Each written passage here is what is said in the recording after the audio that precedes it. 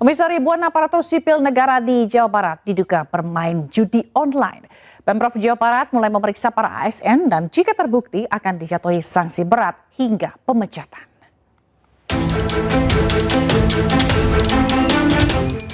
Pemerintah Provinsi Jawa Barat mengungkap 2.663 aparatur sipil negara di Jawa Barat diduga bermain judi online. Temuan ini berasal dari laporan Pusat Pelaporan dan Analisis Transaksi Keuangan atau PPATK. Total nilai transaksi judi online yang dilakukan ASN di 27 kabupaten dan kota mencapai 10 miliar rupiah. Bahkan ada ASN yang saldo rekeningnya mencapai 800 juta rupiah dari hasil judi online. Banyak sekali ASN di Jawa Barat, terutama di kota-kota besar ya, di Bekasi, Bandung dan sekitarnya banyak sekali yang terlibat judol. Saya berharap kita segera menindaklanjutinya, para inspektorat di kota kabupaten untuk segera memanggil para ASN yang terlibat judol tersebut, memberikan sanksi ya sesuai dengan aturan yang berlaku. Kenapa temuan Bapak menemukan? Saya waktu itu silaturahmi dengan Kepala PPATK Pusat, Kang Ivan, kebetulan orang Jawa Barat, di akhir pertemuan itu beliau sampaikan, Kang, hati-hati, Jawa Barat judulnya sudah sangat meresahkan. Pemprov Jawa Barat membentuk tim gabungan yang terdiri dari Badan Kepegawaian Daerah, Inspektorat dan Biro Hukum untuk memberantas judi online di lingkungan Pemprov Jabar. Dari Bandung, Jawa Barat, Ervan David, iNews melaporkan.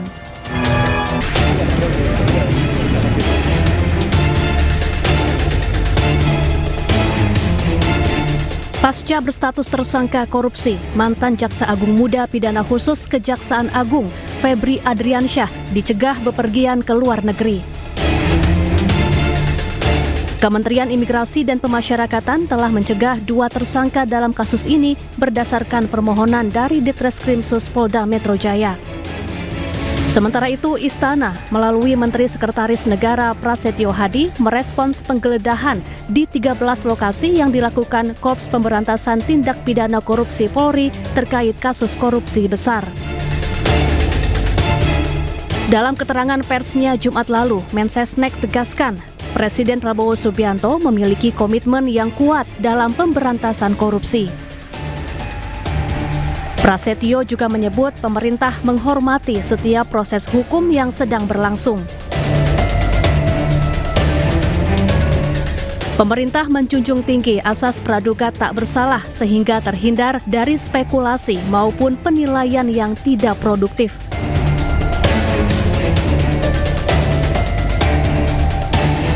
Sebelumnya, usai rumah Febri Adriansyah digeledah, Febri muncul pertama kali ke publik pada Jumat lalu. Dengan percaya diri, Febri memastikan dirinya masih menjabat sebagai Jambitsus. Febri juga menyebut masih menangani sejumlah kasus besar, salah satunya tata kelola makan bergizi gratis. Dalam pernyataannya, Febri juga membantah memiliki keterkaitan bisnis dengan salah satu kafe yang digeledah polisi. Febri pun membantah uang yang ada di rumahnya adalah miliknya.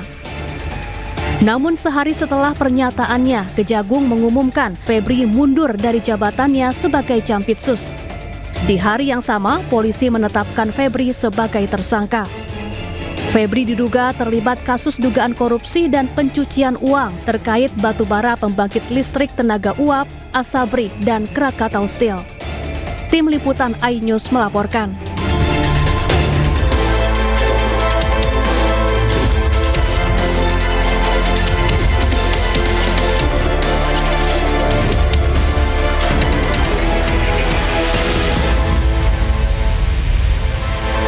Selamat siang pemirsa, Kementerian Imigrasi dan Pemasyarakatan terbitkan surat pencegahan ke luar negeri terhadap mantan Jampitsus Febri Adriansyah. Sementara itu ribuan ASN di Jawa Barat diduga bermain judi online. Selain informasi tadi, kami juga akan hadirkan beragam informasi menarik dan terkini terkait kebijakan hingga kegiatan para pemimpin bangsa. Bersama saya Fazilah Khairunisa, inilah pemimpin rakyat, pemimpin beraksi, rakyat awasi.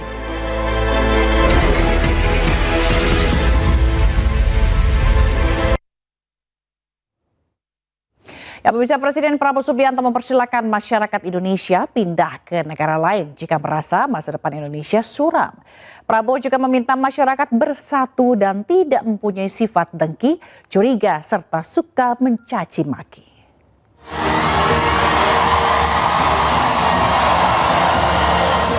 Presiden Prabowo Subianto mempersilahkan masyarakat Indonesia untuk mencari negara lain jika merasa masa depan Indonesia suram.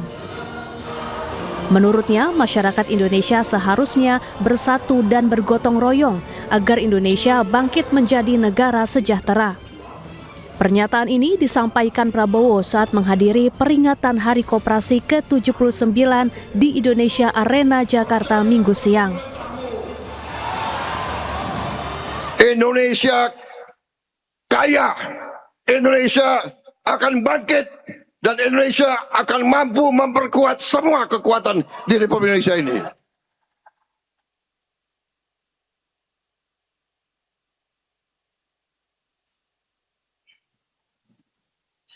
Yang ragu-ragu, silakan duduk di rumah aja. Yang merasa Indonesia suram, silakan kalau mau cari negara lain. Silakan, tidak ada yang melarang. Kalau di Indonesia, mohonlah, mari kita bersatu, mari kita gotong royong, mari kita kerjasama. Yang kuat bantu yang lemah, yang lemah kerjasama yang baik. Insya Allah kita akan bangkit, saudara-saudara. Prabowo juga meminta masyarakat Indonesia tidak mempunyai sifat dengki, curiga, dan suka mencaci maki. Karena sifat asli bangsa Indonesia adalah saling memaafkan, mengerti, mengasihi, dan membantu. Dari Jakarta, Tim Liputan iNews melaporkan. Pemerintah memperluas peran koperasi dengan mengelola tambang, energi, dan industri pengolahan. Dan untuk mendukung perluasan peran koperasi, Undang-Undang Koperasi yang baru akan disahkan tahun ini.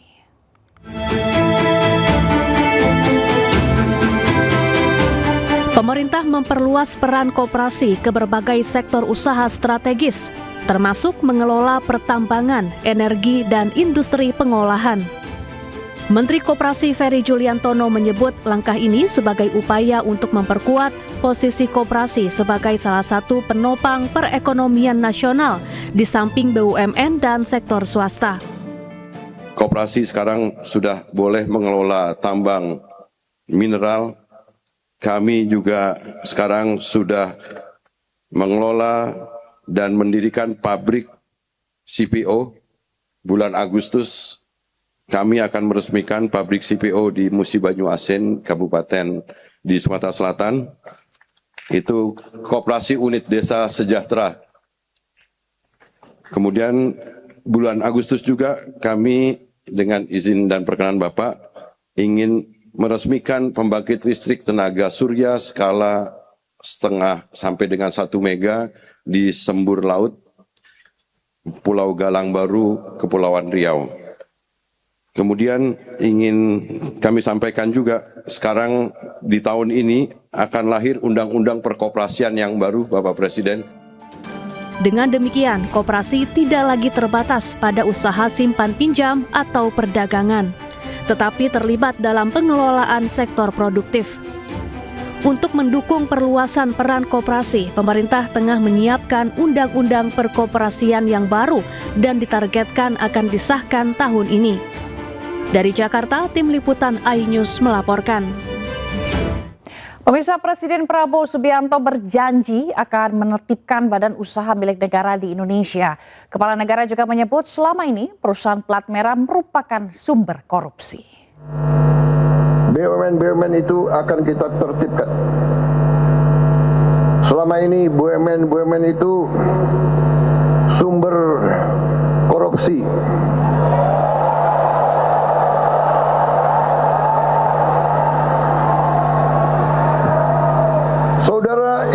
presidenmu bicara apa adanya kan?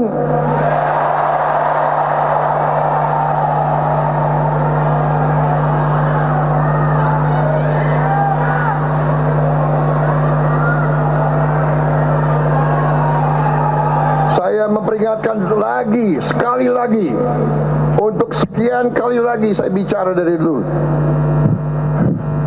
Hai para koruptor, sadar diri.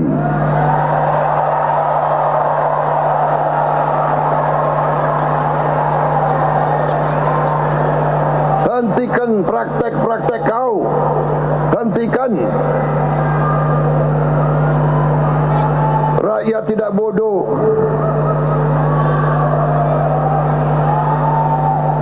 Hentikan. Kembalikan ke Maraknya kasus kekerasan yang terungkap di lingkungan pesantren dalam beberapa waktu terakhir menjadi perhatian pemerintah. Pemerintah menyatakan tidak akan ada lagi kekerasan di lingkungan pendidikan, keluarga maupun ruang publik.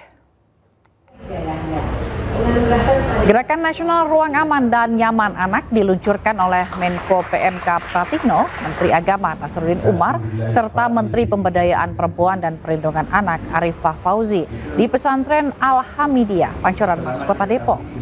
Kegiatan ini bentuk komitmen pemerintah dalam menciptakan lingkungan belajar yang aman, nyaman, dan bebas dari segala bentuk kekerasan terhadap anak, khususnya di lingkungan pesantren dan madrasah. Pemerintah juga meresmikan aplikasi Aman Pesantren sebagai sarana pengaduan dan pelaporan dugaan kekerasan di lingkungan pesantren.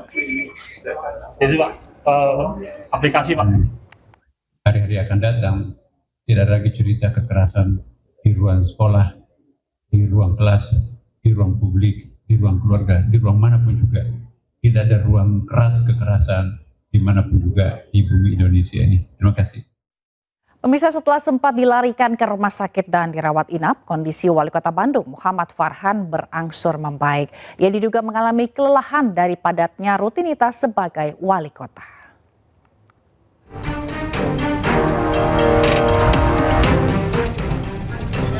Wali Kota Bandung Muhammad Farhan sempat dilarikan ke rumah sakit pada Jumat petang. Farhan dibawa keluar dari ruang tengah wali kota menuju ambulans milik RSUD. Berdasarkan informasi dari tim dokter, kondisi orang nomor 1 di Kota Bandung ini sudah stabil dan dalam penanganan yang baik. Observasi kesehatan dan pemeriksaan lanjutan juga masih dilakukan untuk mengetahui penyebab pasti kondisi Muhammad Farhan menurun. Ya, beliau kan acaranya ya tahulah ya, dari subuh bahkan dari malam, kadang-kadang jam 2 malam kan beliau melihat-lihat termasuk berapa penertiban yang ada di Pusdai ya, di depan Pusdai, kemudian bersih-bersih terus ini kemarin padat keluar kota sebentar karena ke Jakarta karena melayat dari mantan Pak Menteri yang meninggal atau wafat kemarin, balik lagi ke sini ya. Jadi acara padat itu menyebabkan memang kondisi badannya kurang fit ya. Rawat inap berarti di mana? Dirawat. Kondisinya berapa hari istirahatnya?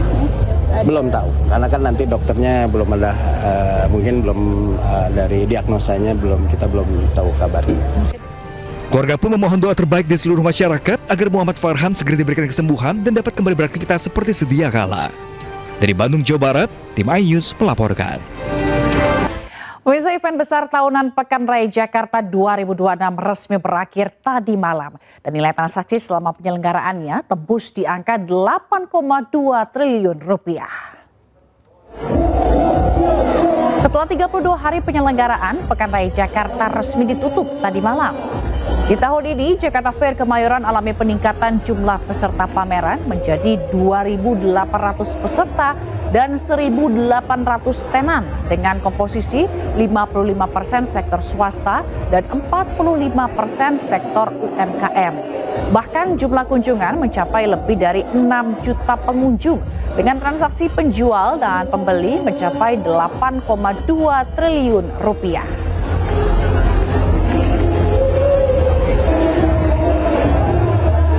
Kekuatan ekonomi Jakarta masih cukup survive di dalam situasi ekonomi seperti ini.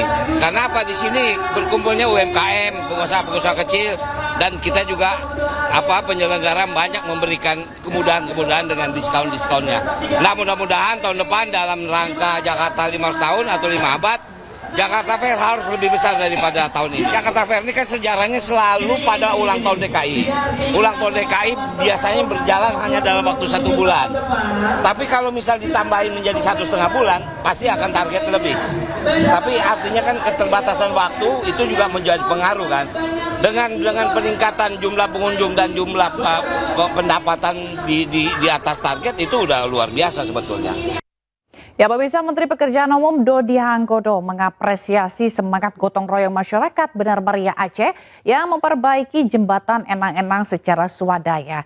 Sebelumnya jembatan tersebut rusak akibat banjir.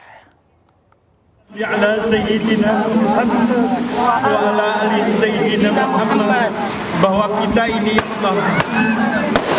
terus terfokus.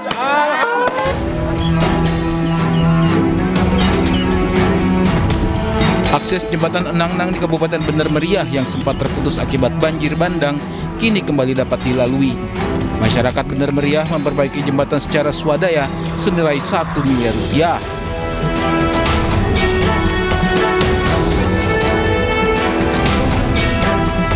Menteri Pekerjaan Umum Dodi Hanggodo yang turun langsung ke lokasi jembatan mengapresiasi upaya masyarakat yang membantu menjaga konektivitas wilayah di tengah proses penanganan pemerintah.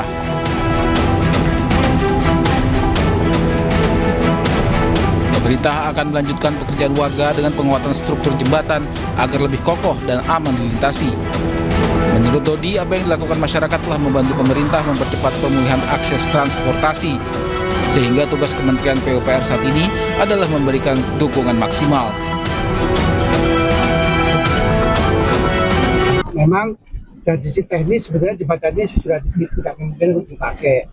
Tapi karena kemudian Pasar Rial beserta warga masyarakat begitu gotong royong, kemudian memperbaiki sendiri, dan tugas kita kemudian memberikan support maksimal sehingga apa yang sudah dikerjakan masyarakat bukan menjadi sia-sia, tapi tetap bisa dipakai walaupun secara terbatas.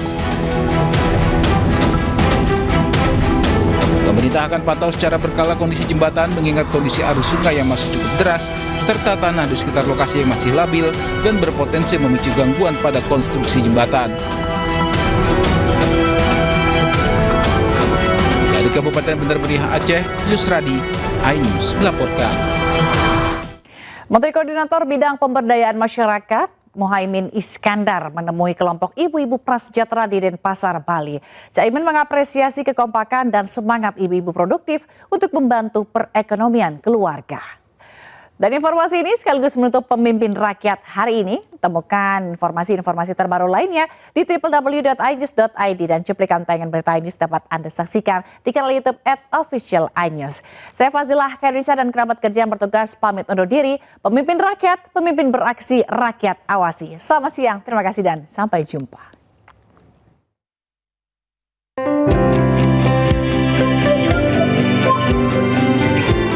Menteri Koordinator Bidang Pemberdayaan Masyarakat Menko PM Muhaimin Iskandar mengunjungi kantor cabang Penanaman Nasional Madani (PNM) di Denpasar, Bali. Ia bahkan belusukan ke kawasan Kesiman Denpasar dan menemui kelompok ibu rumah tangga prasejahtera. Caimin mengapresiasi semangat dan kerja keras para ibu rumah tangga yang dinilai sebagai tulang punggung penopang ekonomi rumah tangga. Saya surprise, Denpasar ini mungkin ekonominya bagus sehingga ibu-ibu ini semangat sekali dan benar-benar produktif. 15.000 tiap hari harus disisihkan sesuai dengan pinjaman masing-masing tiap minggu berbeda-beda. Sehingga kita yakin PNM ini solusi, PNM ini model permodalan yang efektif buat pemberdayaan. Manfaatnya banyak sekali di mana kita memperoleh modal untuk usaha. Ya, untuk ada yang lain-lain lagi. Bisa sampai berapa, Bu? Modalnya? Kita baru sampai 7. 7 apa? Di 7 juta. 7 juta. Ya, dari 3. Sejak kapan dulu? Saya udah dari berapa? 4 tahun. 4 tahun ya. 4 tahun. Saat ini terdapat 13 juta nasabah PNM di seluruh Indonesia yang kebanyakan beranggotakan ibu rumah tangga prasejahtera. Tujuannya membantu meringankan beban para pelaku usaha mikro untuk jadi lebih berkembang. Dari Denpasar, Bali, Indira Ari, iNews melaporkan.